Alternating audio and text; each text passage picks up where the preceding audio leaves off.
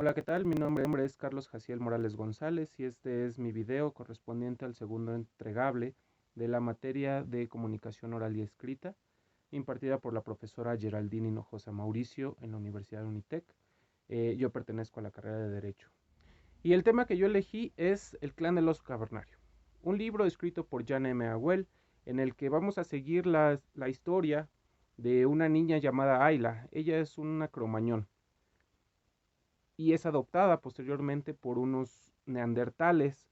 Por tanto, bueno, estamos viendo que esta es una historia que se va a basar en el Pleistoceno, hace más o menos unos 10.000 años. Y pues bueno, dada la naturaleza de esto, vamos a ver que hay particularidades de esa época. Es interesante cómo la autora, dentro de esta historia, pudo juntar elementos científicos de donde ella obtuvo todo estos datos después de o más bien durante un periodo de alrededor de 40 años de estudio en los que ella se inscribió y estuvo tomando cursos de supervivencia, de antropología, en los que ella buscaba las maneras, o más bien aprendía las maneras en las que se producía fuego, por ejemplo, se curtían pieles, cuáles eran los alimentos y la manera de alimentarse también de las personas que vivían en esta época. Como les comenté, la niña protagonista de esta historia se llama Ayla y ella es una cromañón. Al inicio de la historia nos plantean que hay un terremoto muy grande en el que ella sufre la pérdida de su familia y su familia, a raíz de esto, pues tiene que moverse muy rápido y ella no tiene tiempo de encontrarlos, de seguirles el paso.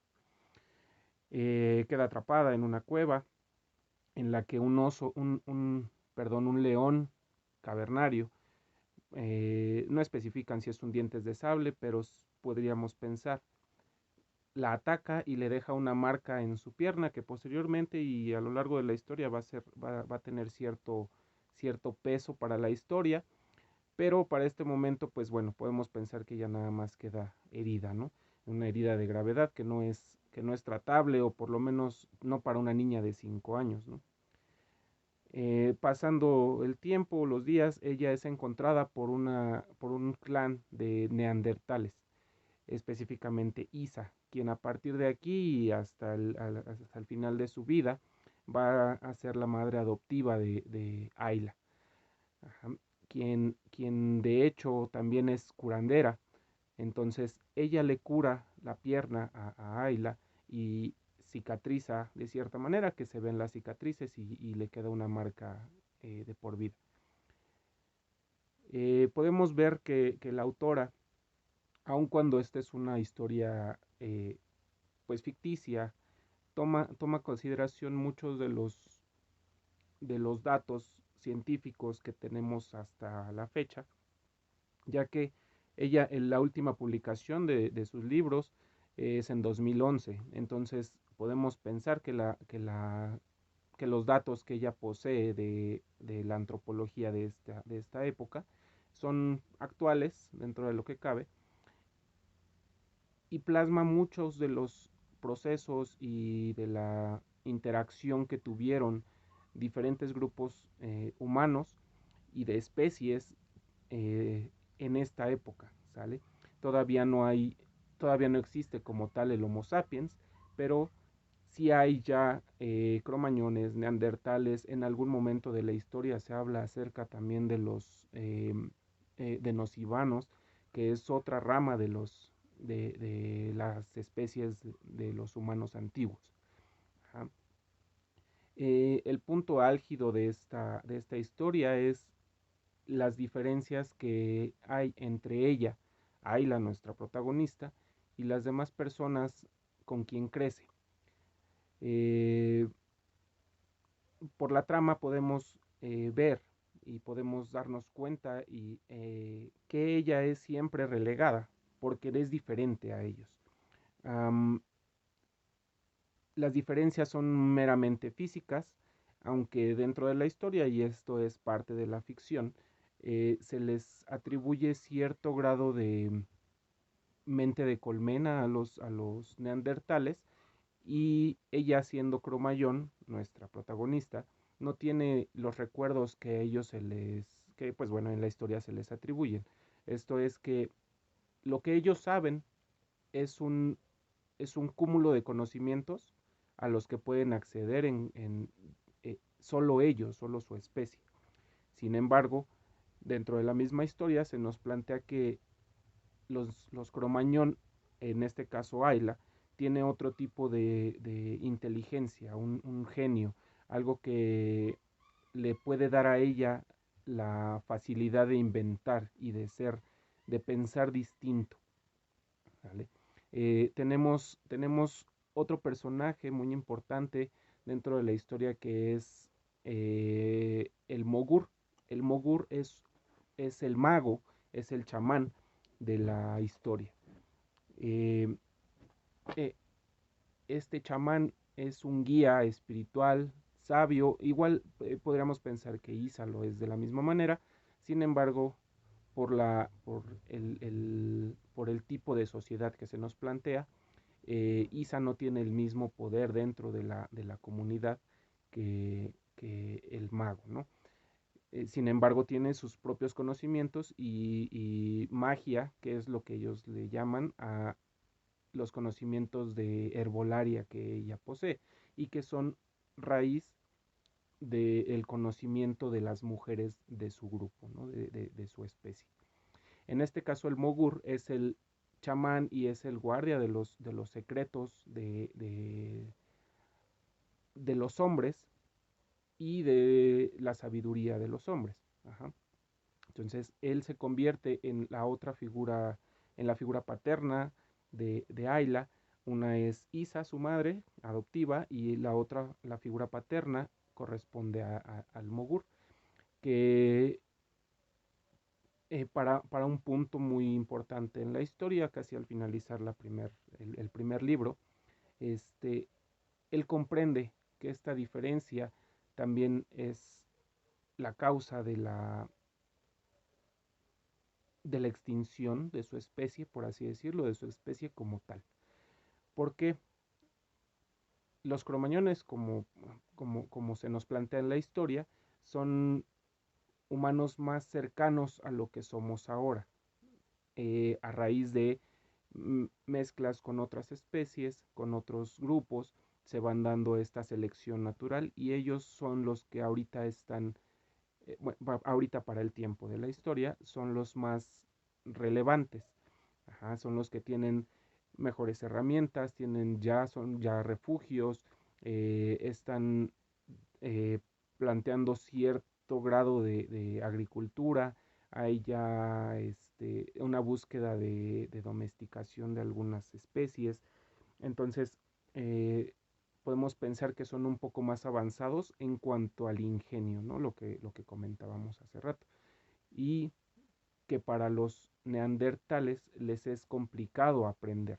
Ellos ya tienen un conocimiento implícito en su cerebro, y es lo único que tienen de conocimiento. Sin embargo, pueden aprender ciertas cosas y obviamente eso lo van a transmitir si les es útil, pero les es más complicado los cambios, la búsqueda de inventar cosas, por ejemplo, de pensar distinto, de aceptar cosas. Y entonces nuestra protagonista, Ayla, viene a cambiar toda esa dinámica en la que ellos vivían. Si bien el jefe del clan, Kreb, la acepta, no lo hace, por ejemplo, con el hijo que ella tiene a raíz de una violación dentro del mismo clan. No lo hace porque para él ya no es bueno, ya no está bien hecho. Ajá. Eh, Transgrede todos sus principios, transgrede todo lo que él conoce. Por tanto, obviamente el cambio provoca miedos, y esto nos lleva a que ella, dentro de la historia, después de cierto tiempo, es relegada. es mandada a, a vivir por sí misma.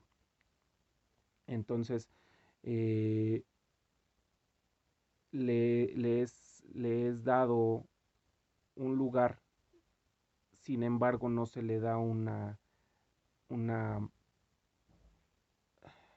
la capacidad de ser parte del grupo. No sé si me explique, ojalá que sí, pero ese es el punto básico, el cambio, el choque cultural, y pues bueno, siendo un poco más actuales, podemos llegar a pensar que este es una manera de plantear cuestiones actuales que en ese tiempo, hace 10.000 años, también se pudieron haber estado viviendo, ¿no? Quizá como una cuestión reflexiva, pero finalmente pues tenemos una historia en la que tenemos muchos personajes muy complejos que nos van llevando dentro de una historia bastante entera, que no falla a las cuestiones humanas, no es ficción eh, en su totalidad. Nos podemos tener cierta empatía con los personajes, saber qué es lo que sienten, la manera en la que la escritora nos plantea las historias es bastante coherente y bastante eh, nos podemos referenciar con ello, ¿no? Entonces, a mi parecer es uno de los mejores libros, mejores sagas en general que he leído. Sí me gustaría recomendarlo, hacer una invitación a que fuera parte de una lectura de placer. Y pues bueno, ojalá haya sido entendible mi explicación, que les haya quedado un poquito de, de la intención de leerlo. Y pues bueno, este fue un libro para mí muy interesante, ya que cuando yo lo empiezo a leer, eh, hay muchos otros libros alrededor que son más famosos, que son más eh, publicitados y demás.